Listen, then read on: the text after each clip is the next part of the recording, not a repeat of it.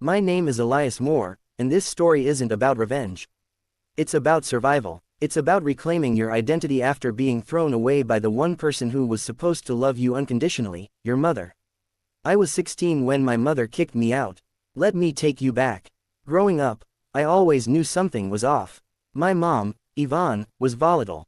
One minute she'd kiss my forehead and say I was her whole world, the next she'd scream that I ruined her life. I learned early on to walk on eggshells, to keep my voice soft, my needs small. My biological dad left when I was 5, and she told me often that he ran because of me. When I was 10, she married Leonard. He had 2 kids from a previous relationship, twin boys, much younger than me. At first, I thought maybe things would settle, that having a bigger family might make her happier. But Leonard was no better. He favored his own kids and saw me as a burden. Soon, I was the built-in babysitter, the scapegoat when anything went wrong. Yvonne sided with him every time. I became invisible unless I was needed. There were nights I'd lie awake, listening to them fight about money, about me, about everything. More than once, I'd hear Leonard say, "Why is he even still here?" And my mom wouldn't defend me. Eventually, she echoed the same words. At 16, she told me I had to go. Said I was old enough to figure it out. That I was a man now. I remember standing there with my school backpack, a trash bag of clothes in one hand, my stomach twisted in disbelief. No one stopped her. Leonard just watched. The twins stared from the hallway, too young to understand. That night, I slept on a park bench. Eventually, I crashed on a friend's couch. His mom, Mrs. Carson, noticed quickly that something was off. She didn't cry, but she left food out for me. Made space. When I finally broke down and told her everything, she didn't hesitate. She called a social worker and helped me get into a transitional program for at-risk youth. That program saved my life. They connected me with a mentor, Mr. Alvarez, who helped me finish school, apply for scholarships, and get into community college. I worked 2 jobs, janitorial in the evenings and food delivery late nights. I saved every dollar. I learned how to fix things, how to budget, how to live small and dream big. In my 20s, I launched a small tech repair business. It started in my garage, fixing phones and laptops. Then I built a website, invested in advertising, and within a few years, I had my first storefront. I hired people like me, those who needed a second chance. I reinvested every profit, bought my own house by 28, launched a second business by 30. Now, at 33, I own 3 successful businesses and sit on 2 nonprofit boards that help foster youth transition into independence.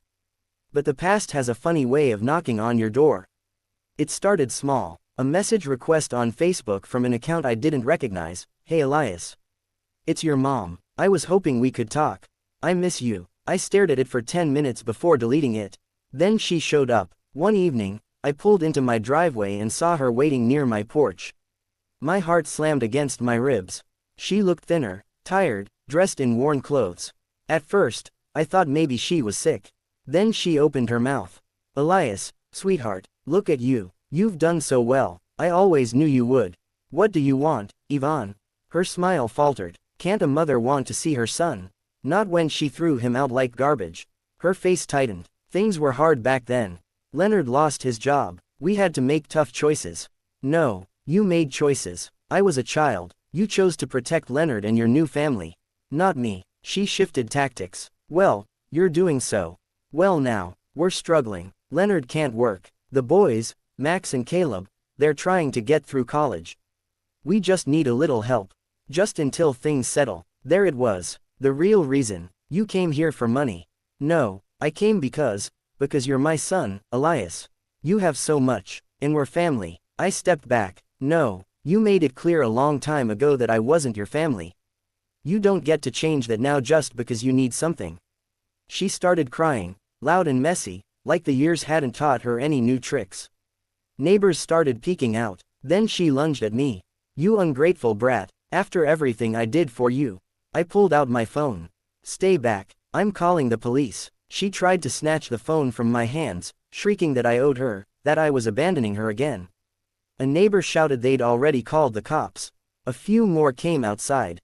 Someone pulled her away. The sirens came fast. She was still thrashing, still screaming as they took her away. The next day, I filed a restraining order. When I told my grandparents, they were horrified. My grandpa shook his head. She's lost her mind. We should have done more for you. My grandma cried, apologizing for not stepping in all those years ago. They cut ties with her for good. We stood by her too long, Grandpa said. But she's on her own now. Life returned to normal. I poured myself into my work, into the people who mattered, my grandparents, my friends, and my Aunt Lillian, who had stepped in more than anyone. She had always believed in me. So one day, I gifted her and her family a luxury weekend trip, everything prepaid. When I handed her the envelope, she looked confused, then stunned. What is this? It's for you. Because you never asked for anything. Because you showed up when no one else did. She teared up. You didn't have to. That's exactly why you deserve it, I said. Months passed. Then one day, a text from an unknown number. Hey. It's Caleb. Can we talk? I know we don't know each other, but I'd like to. I stared at the screen. Caleb was one of the twins, Leonard's son, my half-brother. I hesitated. Could this be another manipulation? Then he called. Elias. I know this is weird. I've been thinking about you. About everything. I didn't understand back then, but I do now. What our parents did to you, it wasn't right. And I'm sorry. I was speechless. I'm not here to make excuses. I just want to know you. You're my brother. I missed out on that, and I don't want to anymore. I exhaled slowly. Why now? Because I don't want us to be strangers. That's all. I'm not asking for anything. Just a chance. His honesty shook me. No guilt trips. No begging. Okay, I said, we can start with a conversation. And we did. Just one talk. No promises. But maybe something new. I don't know what the future holds with Caleb. But I know this. Family isn't who shares your blood. Family is who shows up. Who chooses you. Who never makes you feel like you're disposable. I've built a life I'm proud of. I've earned every piece of it. And I'm not looking back. Not for her. Not ever again.